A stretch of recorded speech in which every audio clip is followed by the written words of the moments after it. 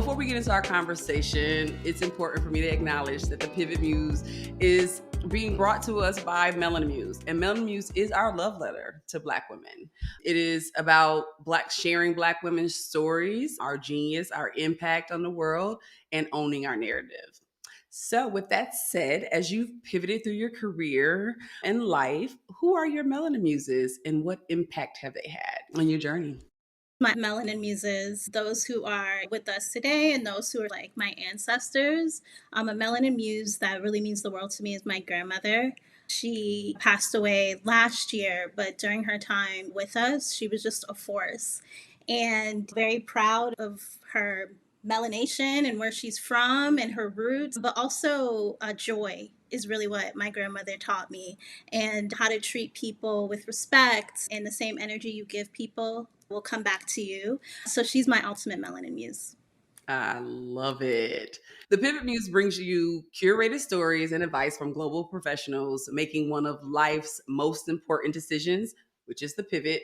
I'm your host, Natina Marie, and our guest today is Courtney Richardson, an award-winning creative director, change maker, and champion for Black women and fearless entrepreneur. Thank you so much for joining me.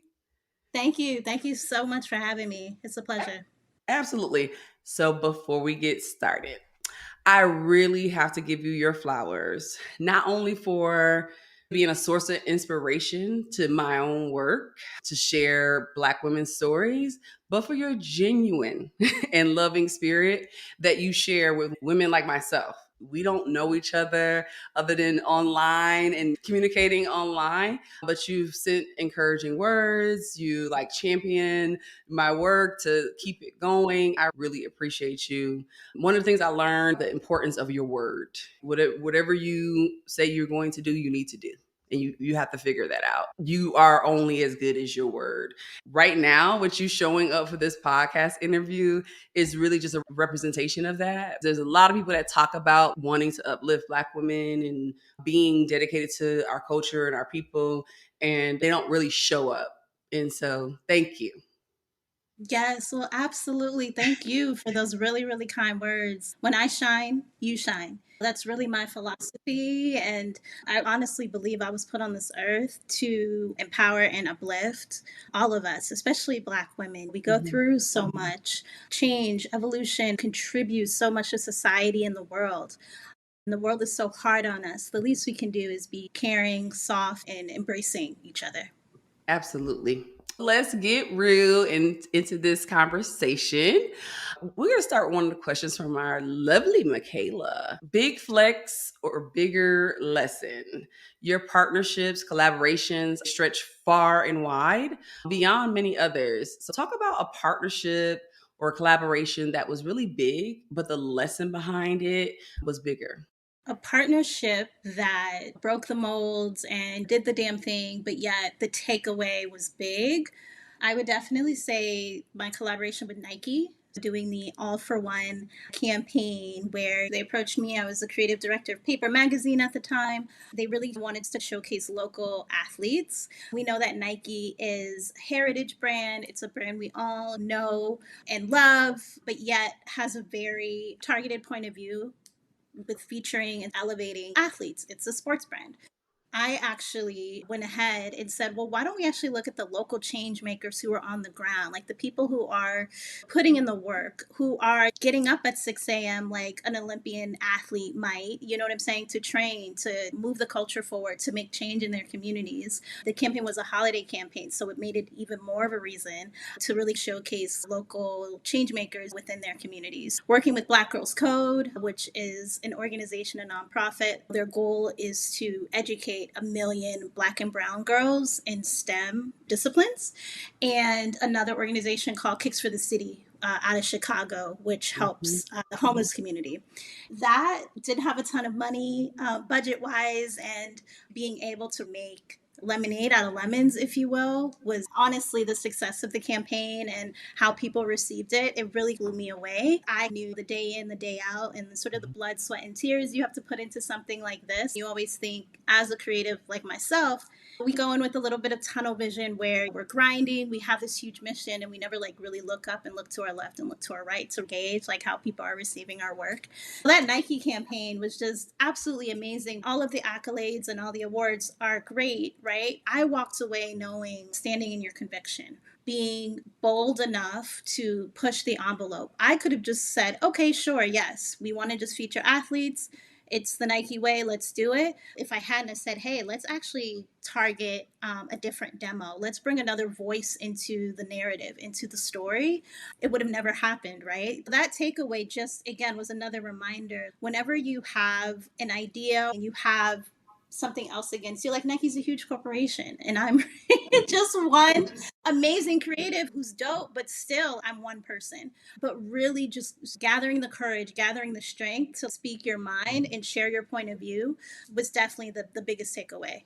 Both pieces were beautifully done. I love it. Watching Black Girls Code get that type of level of awareness for their brand. It was a full circle moment for me to see that and to see the work. When they first started Black Girls Code, I had a young daughter and I was really championing the organization and wanted her to be part of it because it was important to me to make sure Black girls were in STEM, and have someone like yourself to say, let's go out into the community and put them on this platform, because Nike has one of the biggest platforms to share stories and really get the word out. So it's beautiful. This show is really focused on the art of the pivot so that we can understand, how do you get where you are. Pivoting doesn't mean you're pivoting out of something bad, right, into something good. It's all things. It's making decisions and understanding self-awareness so that you can stand in those decisions and be confident. Just thinking about when you made that decision to speak up and say, okay, I'm gonna take my shot. I'm sure that was something that you had to develop in yourself over time in your work. Is there something you could share with us, just understanding how you get to that point of having that self-awareness and courage to speak up so that you can make change happen? I definitely had to add change maker into your title because you're really making change in your industries, and it needs to be highlighted. I love that. The power of the pivot. And you're absolutely right. Pivoting doesn't mean from bad to good or negative to positive, right? Pivoting is really about, like you said, making change. You can actually be in a really good situation. You could have that 6-figure gig. Let's say you're working in finance and everything is good on paper, but you know within yourself that there's something burning inside, right? There's this fire, there's this itch, there's this passion. Maybe you love the visual arts or performing arts and you want to go open your own dance studio. That is a form of pivot. It doesn't mean that you were down and out and you had no other choice, so you needed to switch it up.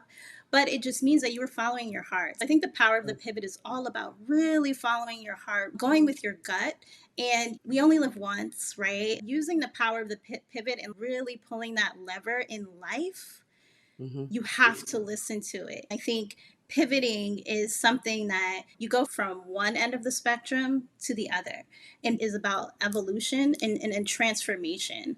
There are many little points, right, on that spectrum that helps you to drive that pivot. If you are, again, working in finance, you're in corporate America, a 9 to 5, what are those lessons that you can take with you as you are on your journey? If you're someone who's in corporate America, you want to start your own business, you want to be an entrepreneur, there are actually lessons that you can take from point A that can help you get to point B. The power of pivot is really, again, about following your heart and learning from your past in order to enhance your present. I love that. You were self aware at a young age, being privileged to be around creative folks, your uncle, and all these amazing artists, and being able to see that, which helped you. But that didn't mean you didn't face any internal challenges or thoughts when you come from a family of politicians and lawyers. I have to say, there was one quote that stood out to me. If you don't mind, I want to read it. It's from The Muse by Cleo. And you said, that your journey through high school and college was a pivotal time of discovery for me. as an aspiring creative. I realized that although I come from a long line of public servants, we are similar in that we all dove into our passions in order to create change and to create impact. And what I love about that is that you were able to understand that I'm not as different because I'm choosing this different path to be a creative from my important family members, but we are very similar. We are pushing through our passions and making change in what we love. I know for sure that those who master this art of pivot, making these important decisions in their life and understanding that you're forever pivoting, you got to that point where you really understand who you are and you want to stand in that and you want to push and you're so passionate about getting there. It may be like this maze that you go through, but you're focused on that. So I want you to talk about the fact that these pivotal moments in your career, starting with TV and film, digital marketing, moving on to PR work, and then editorial at the paper, creative director. I love that you mentioned prior, even though you were in editorial, you also were able to direct the in-house creative agency. Tell us about that journey. Anything that you think will be really helpful thinking about pivots and making decisions and taking those skill sets that you learned at one place and helping you get to where you are today. For sure. I'm also a first generation American. My parents are from West Africa, Liberia, and I come from a long line of, like you said, public servants, doctors, lawyers, engineers. I was a little bit of maybe not the black sheep, but sheep dipped in gold and glitter. Coming from an immigrant background, there's this expectation of, oh, you have to be in this sort of hard skills sort of careers, whether that's a doctor, lawyer, etc. But for me, I always knew that I was a creative person. Whether it was something in school, I always tried to bring creativity into it. If I had a debate or a speech, I would always bring some pop culture references, things that really spoke to me and were of my interest. My journey is not a typical one. It's definitely not linear, to say the least. I love you, Natina, because you've actually done all of your research. Like, you have all the receipts, and that's great. I do a lot of these things, and a lot of people just get the top line. I love that you did your due diligence so that I can share my story and share my narrative. Where I am today is so interesting because I've worn so many hats. I am the epitome of what it means to pivot, right? So breaking out into TV, into entertainment, into digital marketing. It's great for me. I absolutely love the entertainment industry. Again, my uncle was a huge influence, being a music video director, and spending time with him on set definitely opened my sort of creative eye as a kid. I started there, but then I am always so open to new experiences, to learning how to manifest my creativity through other means. Like you said, I've worked in PR, working for a huge beauty brand, working within the North American markets, Canada and US, to working for a hair extension brand and opening stores across the country, to working in editorial. My creativity has really manifested through pivoting. As I've pivoted, my creativity has shaped, formed, and evolved in different ways. Had I not honestly taken those risks or kind of taken the path less traveled, right? Taking the detour at the gas station pit stop at the Wawa in Jersey or something to pick up a sandwich. Life is not one straight shot. That's why we have this GPS system and map of different ways and different tunnels, scenes that you can take in on your journey. Honestly, if I hadn't have done that, even starting my own agency and working with Black and brown beauty and lifestyle brands and clients, I was seeing in corporate America that those budgets weren't given to those audiences. I said, listen, I'm going to get clients in Vogue. I'm going to create some really dope experiential activations for these brands. I'm going to make these brands household names. And being able to do that, again, had I not pivoted and taken the leap to try, I wouldn't be where I am today. Those sort of formative years for me, from high school, college, to getting out into the real world and just saying, hey, you know what? I'm going to cut my teeth on everything and see where this takes me.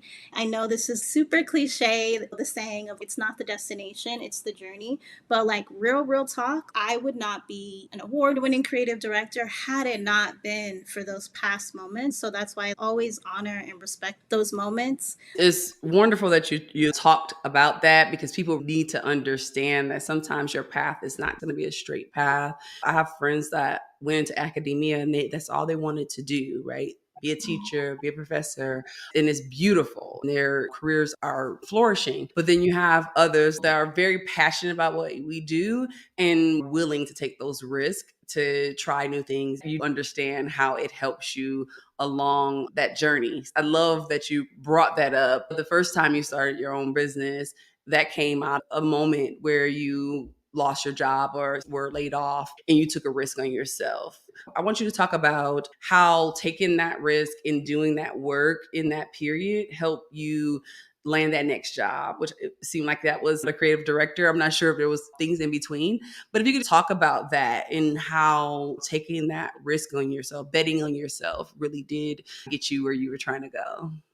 Yeah, so betting on myself, I was really able to make a mark, create a portfolio of things that I wanted to do, right? How I wanted my creativity to manifest and being able to build that. People saw that and they were like, oh, wow, she has something. Get me Courtney Richardson.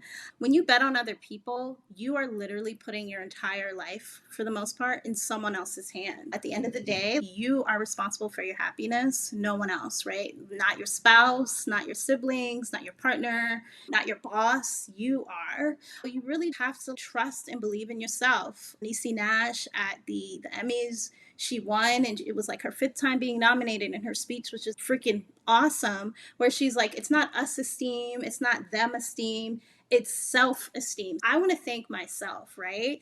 Always bet on yourself no matter what other people tell you, because listen, people will try to kill you and be at the front row of your funeral. That's an Earth Gang quote. That is so true. I love that. Might not spin the block, but I definitely look back sometimes. What pivot did you pass on that you would reconsider now? Love that question. Whoever wrote it, I need to hire them as a copywriter. If I could spin the block on something in life, an opportunity, it definitely would have to be when I first moved to New York, having the opportunity to work with DJ Red Alert. I was in my early 20s, young, fresh, big eyed, bushy tailed, and really taking the city in. I had a lot of friends in my circle and being affiliated with the music industry. It seemed like something that was just a perfect match. I was so scared at that huge opportunity to work with a legend. I felt like perhaps being in my early 20s, moving to New York, that I wasn't ready to do that. Looking back, I definitely would have told my younger self, girl, do it. Embrace life, you know what I'm saying, by the horns, and just ride it out and see where it takes you. I still try to incorporate a lot of my love for the music industry, for music in general, in my work to pay homage to that, but definitely would have said yes to that opportunity if I could go back in time. Absolutely. Fear restricts movement. When you are leaning into the fear, that's when you won't make the right decisions. You're fearful of, am I prepared for this? But now you know, as a seasoned woman, that you should never lean into the fear. You have to just go out here and do it, and it's okay. Fail first. It's so interesting you brought up fear. They've done a ton of studies, and it turns out that fear and excitement, your body can't tell the difference. It's your mind that puts a label on what each of them is. When you get nervous or your palms get sweaty or your heart starts beating, those are all symptoms of excitement and, of course, fear. In life, you really have to look at it as, instead of what's the worst that can happen, you really got to flip it and be like, what's the best that can happen? Kind of tricks your mind, like, wait a second, you never really think about it that way. If you're about to do a huge speech or a presentation at work, whatever it is, really reframe your focus to what is the best that could happen, and then the outcome will be more than what you thought you could conquer. Fear is definitely something that's made up. It doesn't exist. Your body can't tell the difference, so choose excitement over fear. Oh, that's a gem right there. Thank you. I love the way you phrase that. Definitely choose excitement over fear. I do want to talk about your new venture, which is the Museum of Nail Art. Please share. We know you have the most amazing nails. Yeah, so the Mona is my 5 to 9. It's my baby, and it's something that I've always had as an idea. Nails and nail art, there's definitely a rite of passage. Growing up, especially within the Black community, going with your mom to the nail salon or your older sister or your cousins, and wanting the extensions or wanting the sparkles. You're not old enough to get it, but as you get older, you can start to experiment and play. The Museum of Nail Art, aka the Mona, is all about the intersection of Black women and how we've actually started a lot of trends across pop culture within the nail art industry. We'll have an exhibit that's called Tough as Nails that's going to be dedicated to SWV, FloJo, Little Kim, Missy Elliott, all of these women who have paved the way of self expression through their nails. And no shade to the Hailey Biebers of the world, the Kylie Jenners, but you'll see these articles in these publications and it'll be like, Hailey started the glazed donut manicure. And it's like, let's do our research. Let's go back in time and really showcase the women who've paved the way. Even like women like Nefertiti, this amazing warrior, goddess, Egyptian Black woman. Don't get it twisted. She actually would paint her nails with the blood of her enemies. She would actually rock a fresh red mani thanks to her haters, if you will. The Mona is all about, again, honoring that, and we'll be opening a space later this year in the city with the goal to open a number of locations throughout the US and then going international to either looking at Japan or South Korea. Oh my gosh. I am so excited. That is beautiful. I love it. Love it. Love it. I love how this is this major pivot that's been in the works. It's been something that you've been passionate about, that you are now adding to your, portfolio of work. And it's just so beautiful how it ties back to just truly who you are. The importance of the history of Black women and Black women's stories, and making sure that you tie that to, the creative industry. And we know nail art is one, it hasn't been put on the level that it should be, right? Because they are artists as well. My daughter's about to be hyped, okay? Yes, I mean, there's intentionality in everything my daughter does when it comes to her art. She's an artist, and her nail art is a story behind it. Her first tattoo, I couldn't even be mad. She was studying in China. She was 16. I didn't want her to have tattoos. I'm all being rigid. And she's an artist. She was out there on her own. I'm going to get my tattoo. But when she brought it back to me, I had nothing to say because it was such a beautiful story behind it. She was the one that sketched it. That's when you get a tattoo right there, right? So to have, she didn't get the tramp stamp for the first one. Right. It's really beautiful to see someone that also has a passion for telling stories and being a change maker, but tie it into the culture that way. Kudos to you. And thank you for sharing that with us. Thank you. Yeah, thank you. It's definitely something I'm super, super stoked about and really excited to share with the world. I love it. So, just talking about working full time, doing these major projects that you're doing, and having to carve out time for something that's very important to you, what does that look like behind the scenes? Hmm. So I do have a full time career. I do have a full time role. Having that, and I call it my 5 to 9 because it's something that I definitely dedicate full on.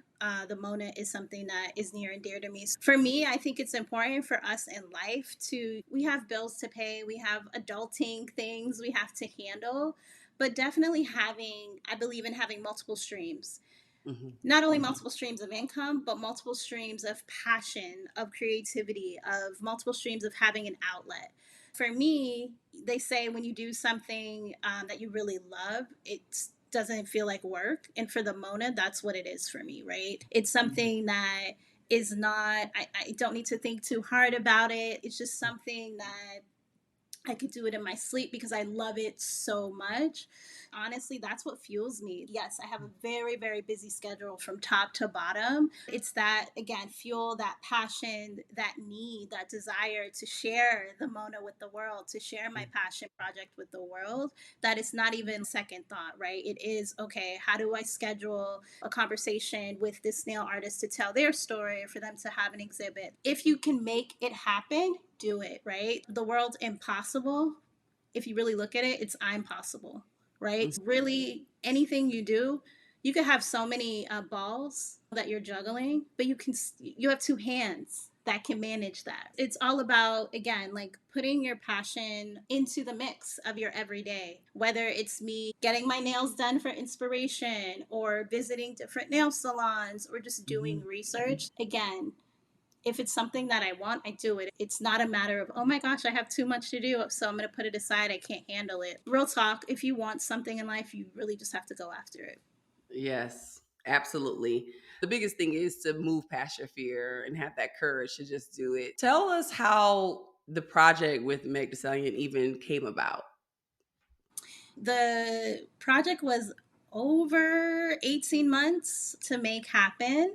Wow. Just to give you a little bit of an insider point of view or sneak peek, if you will, is more so actually started with an idea that was a bit more humorous and a little comical to break the ice when it comes to mental health. But what's so interesting is that she just dropped Traumazine, which is a more raw, vulnerable album with a more serious tone. And so she wanted to do work that kind of embodied that seriousness.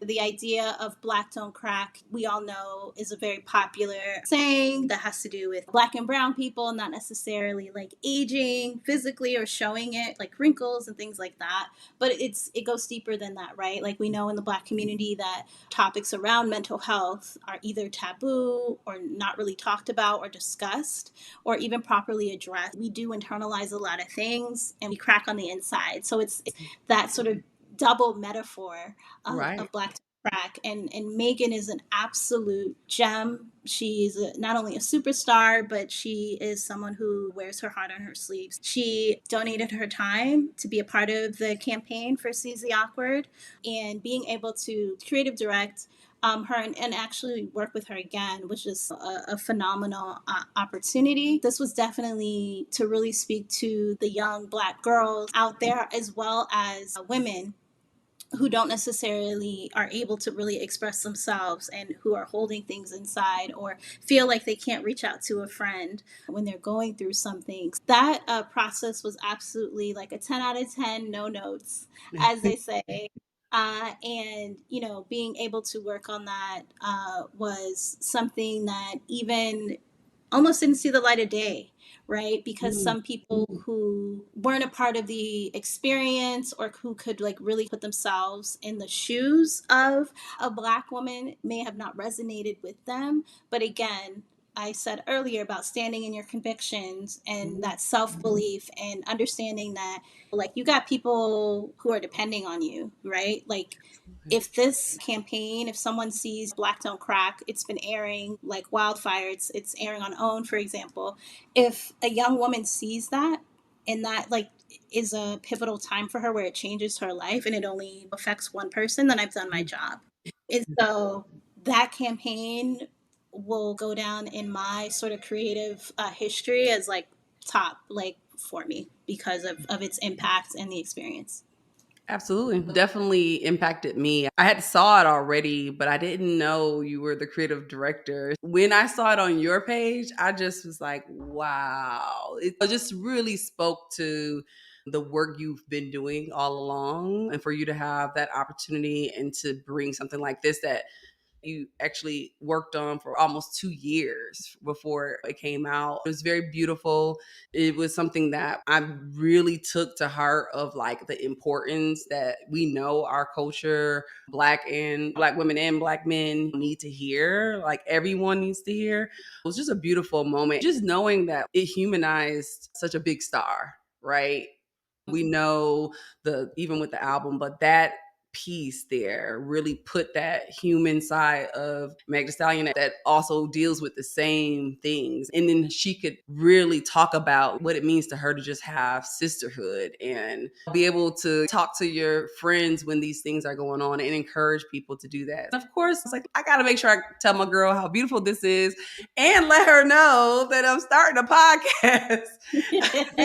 And with loves, I just love the way you just answer the call. And that's how you know someone's really dedicated to helping other folks. We don't know each other in that way. We haven't met in person, but you didn't hesitate. One, to thank me, to encourage me to keep doing my thing as well, and then to show up.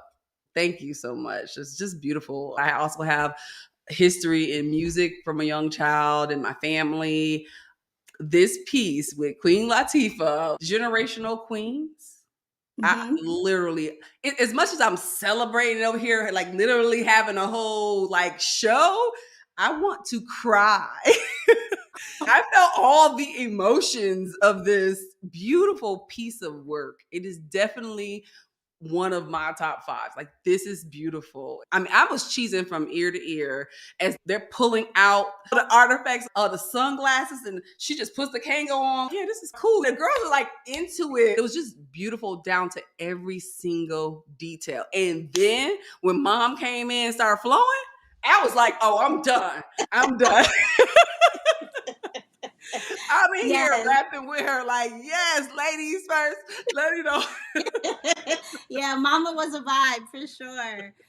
Generational Queens. Wow. Generational Queens, definitely a labor of love. I talk a lot about how music means a lot to me. Creative directing that and being a part of that was absolutely amazing to honor the last 50 years of hip hop with Amazon Music. Generational Queens is all about how when fandom starts at home, it can last for generations. Like you said about that moment of discovery and the larger campaign of 50 and Forever, the goal being to come up with these sort of vignettes of discovery and the power of music. What was so special about that campaign is I was really big on wanting to show the nuances of a Black household and music. You know what it's like when mom turns up that Anita Baker on a Saturday or a Right. Sunday morning. That means you get up, you start cleaning the house. That's cleanup time. All these like worldly nuances that whether you're from DC or from Texas or from Cali or even international, where we all have these little cultural sort of behaviors and nuances that we all can relate to. So it really was about resonating with fans over fandom within a Black household, and also love showcasing the dichotomy of like Gen Z versus maybe baby boomer mom or like Gen X mom. And yeah, that was definitely an amazing experience. The actors were fabulous, and working with them, it was something that just was natural for them, right? Because mom, our actress who played mom, Stephanie, she actually was like in KRS's first video. She's from the Bronx and hip hop means a lot to her. Even when she was auditioning, like she literally like spit the whole song from like top to bottom. We actually dropped Generational Queens during Women's History Month. It was like that nice sort of in between of Black History Month and then Women's History Month, being able to shout out and pay respect to the Queen herself, because UNITY also turned 30 when we dropped Generational Queens. It was just this like really beautiful full circle moment. The reception was just amazing. You literally like broke down like how you experienced our short film, and so many people, you actually lit up just now. You were probably like reminiscing of in 1993, you know what I'm saying, doing your own thing. Like, Exactly. yeah, for me, that piece is definitely something that was all about community togetherness through music and the power of that. Beautiful work, and the power of music is amazing. It heals. Definitely one of my healers. If I'm in any type of mood, I can turn on music and everything changes. I used to be on the stage and everything. So yes, it took me back to 1988, and I'm like, yeah, that's when it started. Yes, yes, definitely my one of my favorite campaigns. Let me ask you one more question before we go into pivot or push. And that is, where do you see yourself in your business ventures in the next 5 years? And are there any other spaces that you know that you want to pivot into? Yeah, definitely continuing, paving a path, paving the way, creating a legacy through my role as a creative director, of course, as an entrepreneur, a founder with the Museum of Nail Art. But also, I've been really thinking about motivational speaking. I hear from so many, not only creatives, but just in general, Black women and Black people who are inspired by my story, want to hear more, want to know what can they do to just blossom in life and be their best professional self and personal self. It's something that I am going to do. I'm not even going to say I'm going to speak it into existence Yes. and step up and do it. And then also write a book. I'd love to write a memoir. Yeah, I have a title. I've been starting to think about different chapters and what they'll be called and what the topics will be. So, those are definitely two things that I want to accomplish in the next 5 years: motivational speaking and writing a memoir. Yes, and they will happen. I was so excited as I was watching some of your older interviews. I saw that you mentioned online you were on Instagram having this conversation before you worked with Issa Rae. Yes, You manifest that. And it was a genuine desire. I saw the work with Issa Rae before I heard this interview. You were just so genuine about what you wanted to do with Issa Rae and that it could be in these different areas to have that come full circle and that you manifested it and believe that you would. I just think that's beautiful. We do have to manifest the things that we want. absolutely. Words are powerful. Even the fact that I'm saying I will or I want to, and this podcast is being recorded, right? For thousands of people to hear. So now I have to hold myself accountable and make sure that I get that publishing deal with Simon and Schuster and drop my memoir in the next 5 years. So Okay. speak it into existence, y'all. Speak it into existence. Yes. All right, let's play pivot or push. You'll let me know or let the people know whether you would pivot or push. You're 25 years old in a tough situation with your current employer, very unhappy, but you don't have any liquid savings. If you quit and take out your 401k, you will have actually 20,000 take home and you can start over. So do you pivot or do you push? Well, where are you living is the real question. Are you in New York City? Are you in Cali? Like, That is a good one because both of your homes, 20K really does not stretch people. it does not go very, very far. So, again, where is this person living? Where am I staying? Am I in the South, down in Atlanta, or in North Carolina, where the rent's a little cheaper, it's a bit more affordable? I think in your world, it's Cali or New York. Got you. 25 years old, unhappy, can take out my 401k and get $20,000. I would push with an asterisk. Sometimes you have to go through to get to, right? So there are many experiences, many jobs, roles, especially being a young professional and starting off. There are things you're not going to like doing or environments you're not going to necessarily either fit in or like being in. But at the same time, you have to milk it, right? So when I say that, really use the opportunity to network, to give yourself, okay, I'm going to push through this for 6 more months or a year, and really challenge yourself to figure out, okay, once I leave here, what is my next step? What is it that I want to do?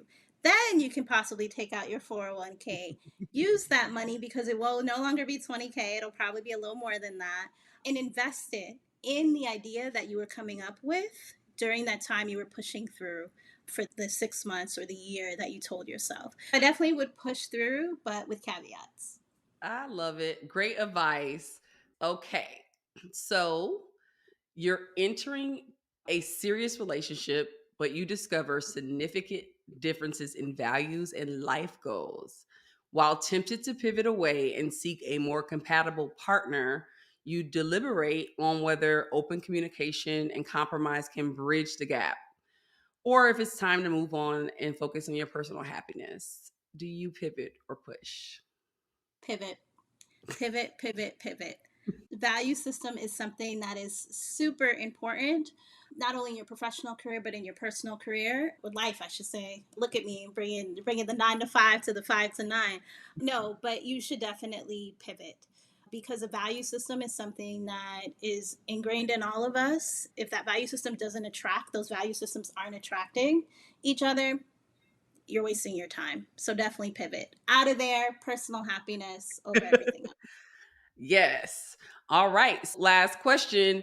You find yourself in deep debt after living a lavish lifestyle and lots of girl math.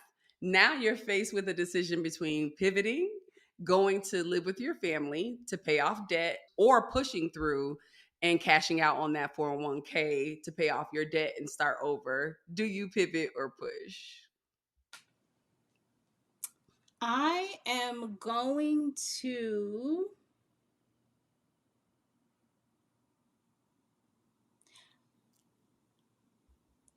I'm going to pivot and push. Okay.